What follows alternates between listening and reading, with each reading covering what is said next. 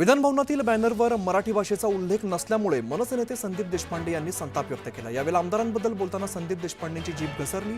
विधानभवनात शंड बसलेत अशी बोचरी टीका संदीप देशपांडेंनी आमदारांवर केली आहे। त्यांच्या वक्तव्यामुळे नव्या वादाला तोंड फुटण्याची शक्यता आहे। आरोप प्रत्यारोपानंतर संदीप देशपांडे वक्तव्यावरती ठाम असून जेलमध्ये देखील जायला तयार आहे, तसंच हक्कभंगालाही सामोरं जाण्यास तयार असल्याचं देशपांडेंनी स्पष्ट केलं। दरम्यान संदीप देशपांडेंच्या वक्तव्यावर प्रताप सरनाईक आक्रमक झालेत। शंड वगैरे आम्ही खपवून घेणार नाही, आम्ही शिवसैनिक आहोत। प्रताप सरनाईकांनी संदीप देशपांडेंना ठणकावलंय। तर ते खळखट्याक करणार असतील तर आम्ही धूमधडाका करू असा इशाराही सरनाईकांनी दिला। गुलाबराव पाटलांनी संजय राऊतांवरती गंभीर आरोप केले। शिवसेना हायजॅक करण्याचा प्रस्ताव राऊतांनीच मांडलेला, सर्वात पहिलं संजय राऊतच फुटणार होते असा गंभीर आरोप गुलाबराव पाटलांनी केला। तर ईडी सीबीआय अटक करेल म्हणून गुलाबराव पाटील पळाले असा पलटवार खासदार संजय राऊतांनी गुलाबराव पाटलांवरती केलाय। पुण्यात दोन्ही शिवसेनेचं पोस्टर वॉर पाहायला मिळतंय। शिंदे गटाच्या बॅनरला ठाकरे गटानं उत्तर दिलेलं आहे। निष्ठेचे सोडून विचार सत्तेसाठी एक लाचार असं म्हणत शिंदेंवर टीका करण्यात आली। मुंबई महापालिका निवडणुकीचं काँग्रेस बिगुल वाजवणार आहे। 29 तारखेला जाहीर मेळावा होणार आहे। वर्षा गायकवाड, इम्रान प्रतापगडी मार्गदर्शन करतील। कर्जमाफीचा निर्णय मुख्यमंत्री घेतील, तो अधिकार त्यांचा आहे, तर शेतकऱ्यांनी कर्ज भरलीच पाहिजेत असं मोठं विधान कृषी मंत्री माणिकराव कोकाटे यांनी केलं।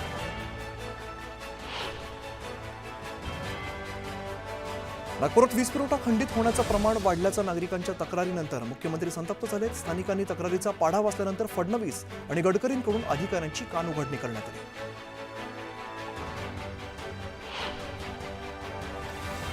वर्करांबद्दल विधान करून अबू आझमी मुस्लिम मतदारांना खुश करायचंय असं म्हणत आमदार गायकवाडांनी आझमींवरती टीका केली।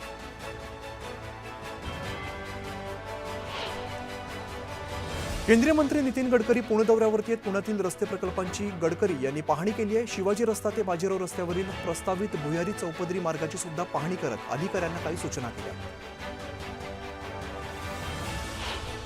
उपरगावच्या सोहळ्यात सुजय विखेंनी आपल्या पराभवावर होण्यावर टिप्पणी केलेली आहे। दुग्ध विकास खातं क्लिष्ट असून लोकसभेच्या निवडणुकीत सॉफ्टवेअर हँग झाल्यामुळे लोकांनी मला हँग केलं, नंतर सगळं सुरळीत झालं, मात्र तोपर्यंत वेळ निघून गेली होती असं विधान त्यांनी केलं। राज्यात शालेय शिक्षण अभ्यासक्रमात तिसऱ्या भाषेवरून वाद सुरू आहे आणि हिंदी भाषा सक्तीवरून राजकीय घमासान सुरू आहे। केंद्र सरकारने थोपलेल्या त्रिभाषा सूत्रीमुळे राज्यात मराठी भाषा विरुद्ध हिंदी भाषाचा संघर्ष उभा झालाय। मनसे अध्यक्ष राज ठाकरे यांनी थेट सत्ताधाऱ्यांना हिंदी भाषा सक्तीच्या शिक्षणाच्या विरोधात इशारा दिला। अबू आझमींच्या नेतृत्वात बेकायदेशीरपणे काढलेल्या रॅलीवरती अखेर गुन्हा दाखल करण्यात आलाय। जाणून बुजून तुळजाभवानी मंदिरासमोर मोटरसायकल रॅली काढल्यामुळे 150 जणांवरती गुन्हा दाखल केलाय। वारी संदर्भातलं वक्तव्य अबू आझमींना भोवणार आहे। अल्पसंख्याक आयोग अबू आझमींना नोटीस पाठवणार आहे, तर गुन्हा दाखल होण्याचं पॅरे खान यांनी इशारा दिला। वारीवर बोलण्याची हिंमत कोणी करू नये, आम्ही खपवून घेणार नसल्याचं म्हणत नितेश राणेंनी अबू आझमींवर टीका केली। आम्ही उद्या हज यात्रेवरती प्रश्न उपस्थित केला तर चालेल का असा सवाल सुद्धा केला।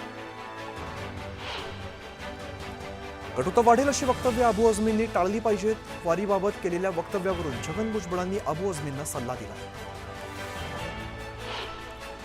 आझमींनी केलेल्या वक्तव्याचा अंबादास दानवे यांनी निषेध केलाय। वारी या विषयात अबू आझमींनी जास्त ज्ञान पाजळू नये असं म्हणत टोला लगावलाय। अबू आझमींच्या वादग्रस्त विधानामुळे ठाकरे गट आक्रमक झालाय। आझमी कोणत्याही राजकीय विषयावर बोलले असते तरी खपवून घेतलं असतं, मात्र वारीबाबत बोललेलं खपवून घेणार नाही, तर आझमी जिकडे दिसतील तिकडे त्यांना चपलांचा हार घालणार असा थेट इशारा शरद कोळेंनी दिला। एअर इंडियाच्या सर्व विमानांचं ऑडिट केलं जाणार आहे। ऑपरेशन्सवर देखरेखीसाठी स्वतंत्र समितीची नेमणूक केली जाणार आहे। एन चंद्रशेखरन यांनी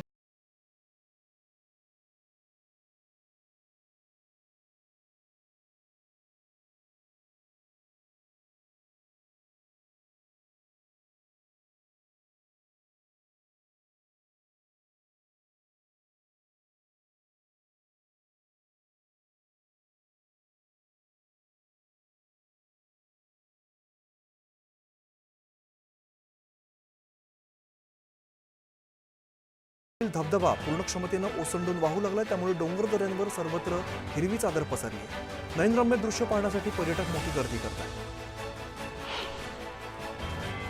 पुण्याच्या पसारवाडी डोंगरावर रस्त्यावर दरड कोसळलेली आहे, त्यामुळे या मार्गावरील वाहतूक विस्कळीत झाली आहे. सुदैवाने कोणतीही जीवितहानी झालेली नाही.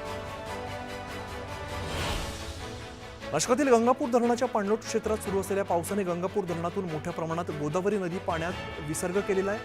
त्यामुळे सलग चौथ्या दिवशी विसर्ग कायम असल्यामुळे नाशिकच्या गोदावरीला आलेला पूर कायम आहे. सिंधुदुर्ग जिल्ह्यातील देवगड तालुक्यातील नवळकोड या धबधबा कोसळायला सुरुवात झालेली आहे. 50 ते 60 फूट उंचीवरून कोसळणारा धबधबा पाहण्यासाठी पर्यटक गर्दी करत आहेत. सिंधुदुर्ग जिल्ह्यात पावसाने जोरदार हजेरी लावली. दरम्यान सिंधुदुर्ग जिल्ह्यात पावसाचा ऑरेंज अलर्ट जारी करण्यात आला. नदीकाठच्या नागरिकांना सतर्कतेचा इशारा दिला. पालघर जिल्ह्यात गेल्या आठवड्याभरापासून पावसाने जोरदार हजेरी लावली. मुसळधार पडणाऱ्या पावसामुळे अनेक ठिकाणी सखल भागामध्ये पाणी साचले. रत्नागिरी जिल्ह्यातील लांजा तालुक्यात माचाळ या गावामध्ये सौंदर्य पावसामुळे अधिकच खुललंय. उंच डोंगरावरून फेसाळत कोसळणारे धबधबे, दाट धुकं यामुळे पर्यटक गर्दी करतात. महाबळेश्वरमधील वेण्णा लेक पूर्ण क्षमतेनं भरलेला आहे. तलावाचं जलपूजन पालिकेच्या मुख्याधिकाऱ्यांकडून करण्यात आले. यावेळेला जलपूजन करून तलावाची ओटी भरण्यात आली. मुसळधार पावसामुळे धबधबे ओसंडून वाहू लागले, त्यामुळे ठाण्यातील पावसाळी पर्यटनाच्या ठिकाणी मनाई आदेश लागू करण्यात आलेले आहे. बदलापुरातील कोंडेश्वर धबधब्यावर पावसाळी पर्यटनासाठी मोठ्या प्रमाणात पर्यटक येतात, त्यामुळे कोणती दुर्घटना होऊ नये यासाठी पोलिसांनी बंदी केली आहे. अकोले तालुक्यातील हरिश्चंद्रगड, रतनगडसह साणंदरी ही पर्यटन स्थळं वन्यजीव विभागाने पर्यटनासाठी बंद केली. मुसळधार पावसामुळे कोणताही अनुचित प्रकार घडू नये यासाठी वन विभागाने हा निर्णय घेतला. मावळ तालुक्यात खरीप हंगामात भात लागवडीची तयारी मशागतीला आता सुरुवात झालेली आहे. चांगल्या पावसामुळे शेतकऱ्यांनी भात लागवडीला सुरुवात केली आहे.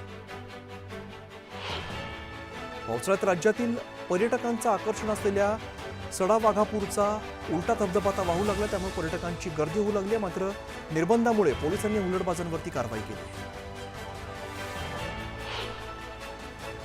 उजनी धरण सोडण्यात येणारा दौंडमधील धरणातील विसर्ग मोठ्या प्रमाणात घटलाय, त्यामुळे पंढरपुरातील संभाव्य पुराचं संकट तुर्तासरी टळलंय. पंढरपूर इथल्या पाणी पातळीत 15 क्युसेकपर्यंत वाढ झालेली आहे. लोणावळ्यात पाऊस थांबताच धुक्याची चादर पसरली आहे, त्यामुळे वातावरणात गारवा निर्माण झालेला आहे. यासाठी पर्यटकांसह चालकांना सुद्धा याची भुरळ पडते. हिंगोलीच्या कळमनुरी आणि सेनगाव या ठिकाणी ओवाडा शिवसेनेच्या वतीने बँकांची शाळा हे आंदोलन करण्यात आलेलं आहे. शेतकऱ्यांना पीक कर्ज देण्यासाठी बँकांकडून टाळाटाळ होत असल्याने हे आंदोलन करण्यात आले. जालन्यात जिल्हाधिकारी कार्यालयासमोर राष्ट्रीय समाज पक्षाने धरणं आंदोलन केले. शेतकऱ्यांना तातडीने कर्जमाफी देण्याची मागणी कार्यकर्ते करतात. डॉ. पंजाबराव देशमुख कृषी विद्यापीठाच्या अंतर्गत अमरावतीमध्ये असलेल्या सोयाबीन संशोधन केंद्रात नवनवीन प्रात्यक्षिकं सुरू असताना त्यांनी BBF या पेरणी पद्धतीने सोयाबीनची पेरणी केलेली आहे. या पेरणी पद्धतीमुळे उत्पादनात 20 ते 25% वाढ होत असून या पेरणी पद्धतीने बियाण्यांची बचत होते. यावल तालुक्यातील डोंगर कोठारा शेत शिवारात मादी बिबट्या आणि त्याचा बछडा दिसून आलेला आहे. त्यापैकी एका बिबट्याचा मृतदेह सापडला आहे. या बिबट्याचा बछडा जवळपास 3 महिन्यांचा असून मृतदेह वन विभागानं ताब्यात घेतला. कोल्हापुरात अबू आझमी यांच्या वारीबाबतच्या वक्तव्यावरून वारकऱ्यांनी संताप व्यक्त केला. यावेळेला पार्क चौकात वारकऱ्यांनी अबू आझमींचा निषेध केला. अकोल्यात हिंदी सक्तीवरून मनसे कार्यकर्त्यांनी आक्रमक पवित्रा घेतला. तातडीने हिंदी भाषा निर्णय मागे घेण्याच्या मागणीसाठी जिल्हाधिकाऱ्यांनी कार्यालयात ठिय्या मांडला. वर्धेच्या बजाज चौकातील बहुचर्चित रेल्वे उड्डाणपुलाचं काम अंतिम टप्प्यामध्ये आलं. यावेळेला खासदार अमर काळे यांनी पुलाच्या कामाची पाहणी केली. दरम्यान उड्डाणपुलाचं नाव देण्यावरून वादाची शक्यता.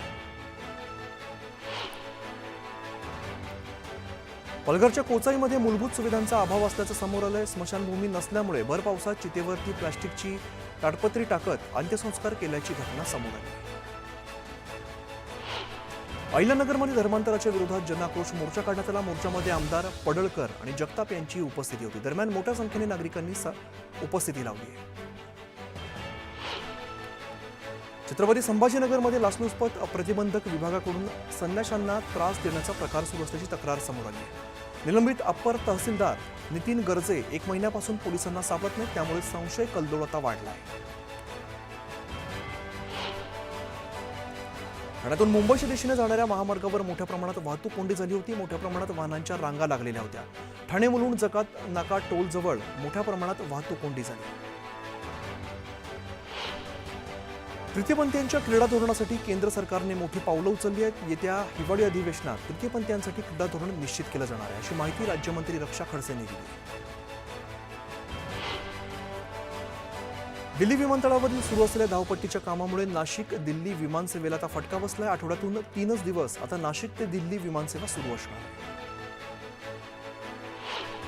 मनमाडमध्ये झुंज करत असताना 2 काळविटांची शिंग ठिबक सिंचनाच्या ड्रीप पाईपमध्ये अडकलेली होती. आटोकाट प्रयत्न करून सुद्धा त्यांची सुटका होत नव्हती. मात्र घटना शेतकऱ्यांना समजताच त्यांनी या काळविटांची सुटका केली.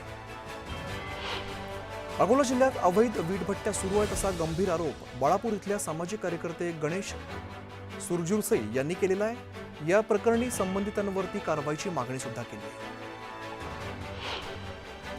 सोलापूर पालिकेचे आयुक्त सचिन ओंबासे यांच्या ओबीसी आणि नॉन क्रिमिलेअर प्रमाणपत्राची वैधता तपासण्याचे आदेश केंद्रीय सार्वजनिक तक्रार मंत्रालयाने दिले. आयुक्तांविरोधात तक्रार आल्यामुळे मंत्रालयाने राज्याच्या मुख्य सचिवांनी पत्र पाठवले. आईवडिलांनी आपल्या मालकीच्या घरात राहण्याची परवानगी दिली म्हणून मुलगा आणि सून कायमस्वरूपी राहण्याचा कायदेशीर हक्क सांगू शकत नाहीत, अशी टिप्पणी उच्च न्यायालयानं केली आहे.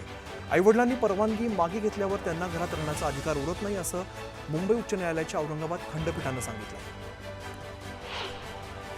अहिल्यानगर जिल्ह्यातील केडगाव उपनगरात मागील महिन्यापासून वारंवार वीज पुरवठा खंडित होत असल्यामुळे नागरिकांचे हाल होत आहेत. विजेचा लपंडाव सुरू असल्यामुळे नागरिक कमालीचे हैराण झाले. चोपडा शहरातील विविध भागांमध्ये प्रमुख रस्त्यांचं भूमिपूजन माजी आमदार लता सोनवणे यांच्या हस्ते आणि विद्यमान आमदार चंद्रकांत सोनवणे यांच्या उपस्थितीत वाजत गाजत फटाके फोडत पार पडले. जळगावच्या पाळधी या ठिकाणी दीनदयाल अंत्योदय योजनेअंतर्गत जिल्हा परिषद आणि उमेद यांच्या वतीने महिला बचत गटांची वार्षिक बैठक पालकमंत्री गुलाबराव पाटील यांच्या उपस्थितीत पार पडली. यावेळेला नियमित कर्जफेड करणाऱ्या बचत गटांना पालकमंत्री गुलाबराव पाटील यांच्या हस्ते वाढीव कर्ज देण्यात आले.